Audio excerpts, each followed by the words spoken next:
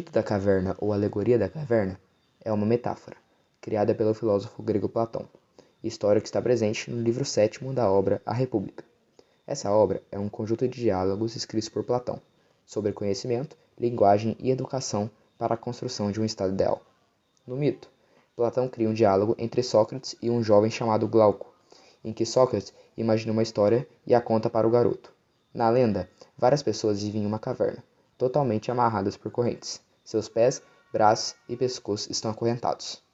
Isso os obriga a ficarem completamente virados para uma parede. E na caverna também está presente uma fogueira.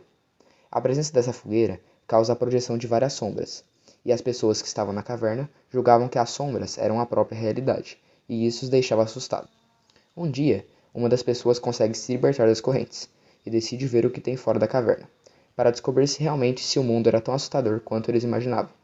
Assim que ele sai, inicialmente, o sol e as cores do mundo exterior o espantam, fazendo querer voltar para a caverna. Com o tempo, começa a enxergar a beleza das coisas fora da caverna.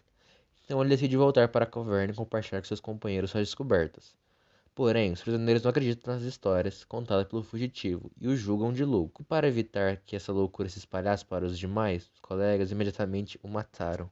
A alegoria é uma tentativa de explicar a condição de ignorância em que vivemos, aprisionados pelas percepções e os estereótipos impostos pela sociedade, que nos limitam de conhecer a verdade. A intenção de Platão é apresentar uma disposição hierárquica para os graus de conhecimento. Existe um grau inferior que se refere ao conhecimento obtido pelos sentidos do corpo. É tipo o conhecimento que permite ao prisioneiro ver as sombras. E um grau superior, conhecido como racional, obtido exterior da caverna. Os prisioneiros podem ser relacionados a nós, seres humanos, a massa popular, que se contenta com o senso comum e um mínimo de conhecimento racial, que não busca por mais informações e percepções do mundo. A caverna pode ser associada ao mundo em que vivemos. Este nos limita de conhecer além da nossa capacidade normal. O mundo nos limita por sabermos que sofreremos uma intensa perseguição se pensarmos diferente do comum, e todos temos medo dessa perseguição. A caverna também simboliza a ilusão, a ignorância, o comodismo e o materialismo presente em nossa comunidade.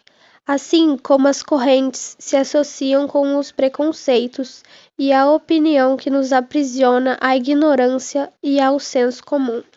O fugitivo representa a busca pelo conhecimento verdadeiro e sem limites. Significa abandonar o conhecimento empírico de nossos sentidos e procurar a sabedoria fundamentada pela razão.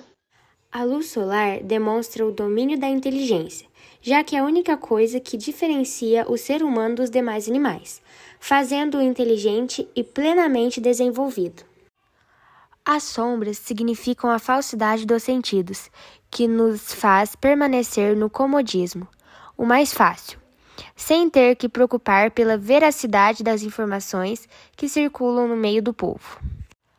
A morte do desertor é uma analogia à morte de Sócrates, que foi morto pelos atenienses devido ao seu pensamento filosófico, que fugia do que a população acreditava, porque tinha sua mente aberta a novas ideias e não se limitava a nenhuma observação pré-existente.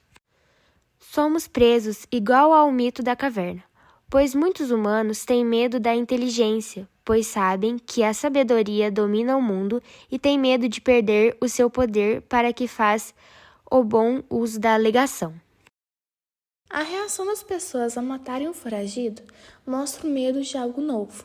Mostra que o mundo exterior, por ser desconhecido, deixa as pessoas assustadas e as fazem permanecer em suas zonas de conforto. O mito da caverna na atualidade.